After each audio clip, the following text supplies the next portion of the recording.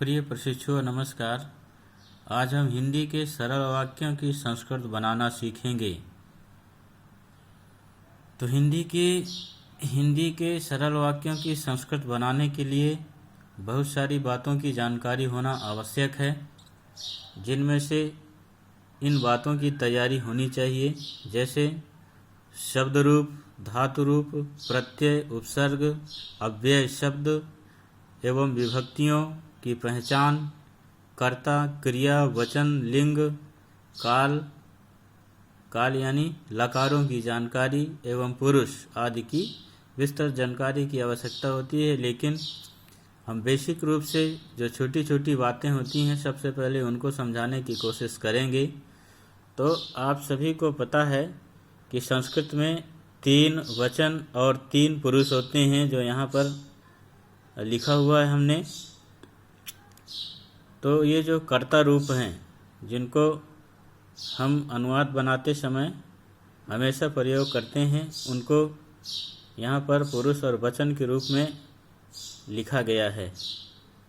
तो प्रथम पुरुष में रूप हैं सह, तौ, ते, अर्थात सह मीन्स वह, तौ वह दोनों, ते वह सब।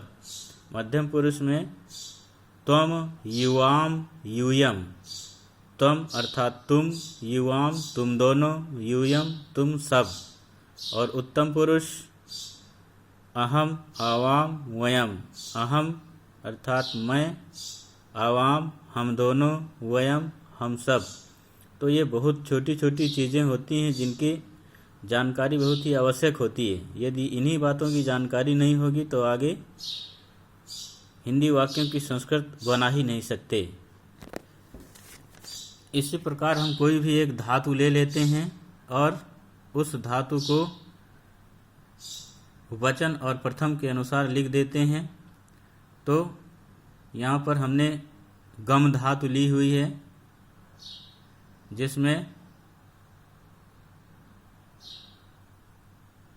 लट लकार का प्रयोग है, आप देख सकते हैं। पहला है गच्छति, गच्छतः, गच्छति, गच्छन्ति, गच्छसि, गच्छतः, गच्छथ, गच्छामि, गच्छावः, गच्छामः। तो यहाँ पर हमने नंबरिंग की हुई है। 1, 2, 3, 4, 5, 6, 7, 8, 9, यानी एक लकार में किसी भी धातु के 9 रूप होते हैं। और हमने ये जो कर्ता रूप बनाया हुआ था, इनमें भी नंबरिंग की हुई है। तो इसका तात्पर्य यह था कि जिस नंबर का कर्ता होता है उसी नंबर की वाक्य में क्रिया भी लगती है। और बीच में जो अव्यय शब्द होते हैं या कारक, विभक्ति आदियों के शब्द होते हैं, उनका भी ध्यान देना पड़ता है। तो यहाँ पर कुछ हमने अव्यय शब्द भी लिखे हैं, जिनका प्रयोग हमेशा संस्कृत एवं हिंदी वाक्यों में होता रहता है। तो हम कुछ हिंदी के वाक्यों को ले लेते हैं और कुछ संस्कृत के वाक्य जो बने हुए हैं उनको यहाँ पर समझाने का प्रयास कर रहे हैं। तो हमने पहला हिंदी वाक्य रखा हुआ है, वह जाता है। अब यहाँ पर वह की संस्कृत क्या है? सह है। और जाता है की संस्कृत गच्छति है। तो यहाँ पर हम बताने का प्रयास कर रहे हैं कि यहाँ पर जो कर्ता रूप हमने लिख रखा था, वह 1 नंबर का कर्ता है, यानी सह 1 नंबर का कर्ता है। और जो गच्छति है वह 1 नंबर की क्रिया है। तो जिस नंबर का कर्ता होता है उसी नंबर की क्रिया लगती है। तो वाक्य में इसीलिए लिखा गया है सह गच्छति, यानी 1 नंबर का कर्ता है तो 1 नंबर की क्रिया लगेगी। दूसरा वाक्य आप देख रहे हैं, तुम कहाँ जाते हो। तो यहाँ पर हमें ये देखना पड़ेगा, तुम एक वचन में है तो तुम का नंबर क्या है। तो तुम का नंबर है त्वम, यानी जो तुम है ये 4 नंबर का कर्ता है, इसलिए 4 नंबर की क्रिया भी लगेगी और ये रूप बन जाएगा तुम कुत्र गच्छसि। कुत्र एक अव्यय शब्द है जिसका अर्थ होता है कहाँ, तुम कहाँ जाते हो। इसी प्रकार तीसरा हिंदी वाक्य है मैं विद्यालय जाता हूँ।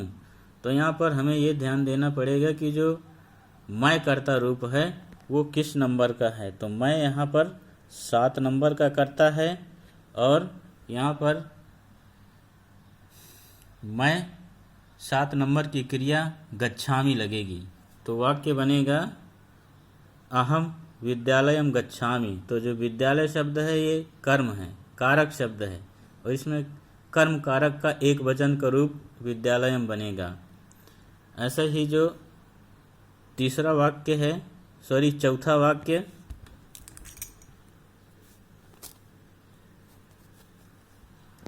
तो चौथा वाक्य है तुम दोनों घर जाते हो। यहाँ पर हमें यह ध्यान देना पड़ेगा कि जो तुम दोनों शब्द है वो कर्ता रूप में किस नंबर पर आता है। तो तुम दोनों युवाम यह 5वें नंबर पर आता है और 5वें नंबर की क्रिया क्या है, गच्छथः। तो जिस नंबर का कर्ता उसी नंबर की क्रिया। और यहाँ पर एक शब्द आया है घर। तो कहाँ को जाते हो, घर को जाते हो, और को कर्म कारक का चिन्ह होता है, इसलिए कर्म कारक एक वचन में यहाँ पर वाक्य बनेगा युवाम गृहम गच्छथः। तो जो भी विभक्ति या कारक होते हैं उनकी भी बहुत जानकारी रखनी पड़ती है। और लास्ट वाक्य है हम सब जा रहे हैं। तो यहाँ पर हम सब, तो ये देखना पड़ेगा कि जो हम शब्द है उसकी संस्कृत क्या होती है और वो किस नंबर में आता है। तो हम सब, आप देखिए वयम की जो हिंदी होती है वो हम सब होती है और वयम 9 नंबर का करता है, इसलिए 9 नंबर की क्रिया क्या बनेगी, गच्छामः बनेगी। तो जो गच्छामः शब्द रूप, जो गच्छामः शब्द है वह 9 नंबर की क्रिया है। तो वाक्य में 9 नंबर की क्रिया लग जाएगी, हम सब जा रहे हैं, वयम गच्छामः, अर्थात जिस नंबर की का कर्ता होगा उसी नंबर की क्रिया लगेगी। तो और बड़े बड़े वाक्यों की संस्कृत बनाने के लिए बहुत सारी चीज़ों की जानकारी होनी आवश्यक होती है।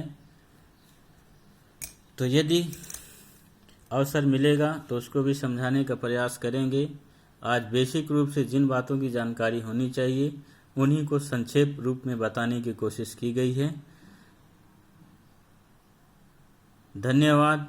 फिर अगले वीडियो के साथ मिलेंगे आपको।